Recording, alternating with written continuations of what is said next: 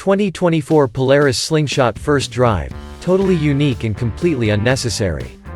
Unless you live under a rock, there's a good chance that in recent years you have at some point encountered a wild-looking three-wheeled contraption cruising down the highway. Situated like a reverse trike, with two wheels in the front and one in the rear, the Polaris Slingshot is a vehicle unlike any other, and it's only become more common as time marches on. What on earth is a slingshot? Known for building snowmobiles and side-by-sides, Polaris launched the Slingshot in 2014 as a 2015 model. The first, and still only, road-legal vehicle in the company's portfolio excluding Indian motorcycles, which Polaris acquired in 2011, comes with automotive-style controls and a pair of seats situated two abreast with center-mounted safety belts. While federally classified as a three-wheeled motorcycle, the Slingshot has at the state level through Polaris lobbying efforts become classified as an autocycle. Currently, 49 states have autocycle regulations on the books that allow the Slingshot to be driven without the need for a special license. Motorcycle helmet laws, or modified versions thereof, still apply in most states. Massachusetts is the lone holdout. The 2024 Polaris Slingshot is powered by the company's 2.0-liter ProStar I engine, which produces either 178 horsepower and 120 pound-feet of torque in the S and SL trims or 203 horsepower with 144 pounds featuring SLR, R, and Roush Edition. Backing the engine is either a 5-speed Aisin manual transmission or what Polaris dubs its AutoDrive transmission, which is simply an automated version of the same Aisin 5-speed. A carbon fiber reinforced belt transfers power from the gearbox to the swingarm-mounted single rear drive wheel. The front suspension utilizes an independent double wishbone design with forged aluminum control arms and twin-tube coilover shocks. The Slingshot comes fit with staggered front and rear wheel sizes, with 18-inch wheels in the front and a 20-inch wheel at the back.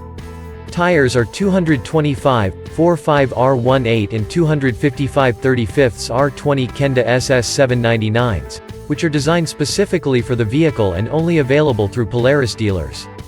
Standard road tire tread patterns often shed water toward the center of the vehicle, which is problematic for the Slingshot and its centralized rear tire.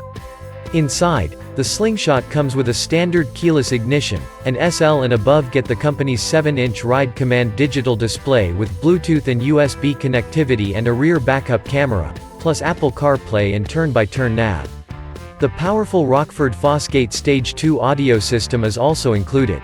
Polaris Ride Command Plus with Group Ride real-time location sharing with other Slingshot drivers isn't available yet, but it's a feature we'd love to see added from the company's side-by-side portfolio. The vehicle's seats can also be upgraded with various accents and softer foam, along with heating and cooling elements. Storage space is limited to a glove box and small cubbies behind the seats. Aside from those few niceties, the Slingshot is Spartan inside. What's new for the 2024 Slingshot? With the Slingshot having undergone a major overhaul for the 2020 model year, 2024 offers what we'd classify as minor updates. Given how Slingshots appeal to the attention-hungry, paint color and quality are of paramount importance. For 2024, eye-popping colors such as Radar Blue Fade, Gold Rush, and Purple Lightning join the lineup along with sporty new graphics for SL and SLR models. The Rockford Fosgate audio system, which is standard on all but S models, gets a bump from 100 watts of power to 200. And more than 75 accessories in the Polaris catalog get updated color options to match the new 2024 shades.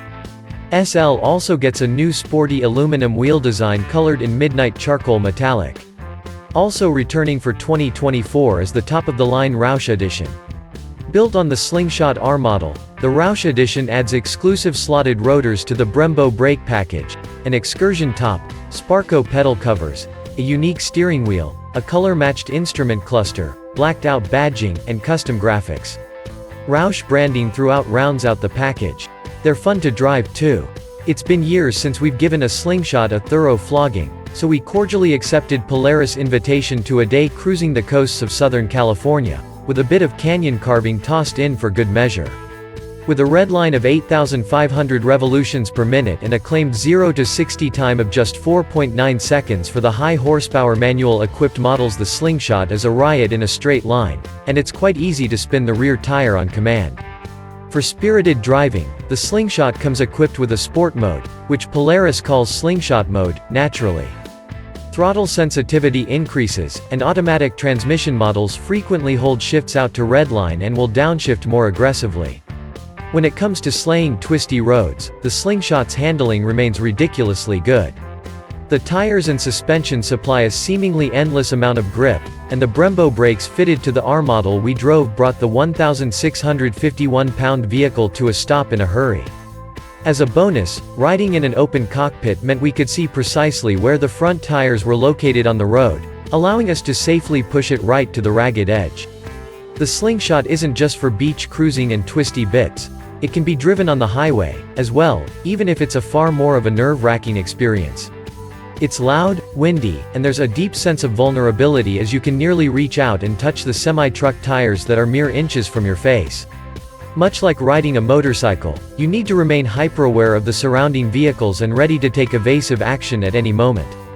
Between the gawkers that won't stop staring and those oblivious to the world around them, driving a Slingshot on the highway can be a harrowing experience. Despite the manual transmission appealing to the fewest number of buyers, just 28%, it is immensely more fun and engaging to drive than the automated transmission.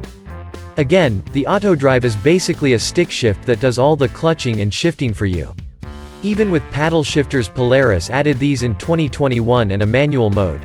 The hydraulic LY-actuated AutoDrive is dreadfully sluggish, and the interruption in power flow during the shift is quite noticeable, making the true stick shift the rare transmission of this type to offer quicker shifting than its automatic alternative.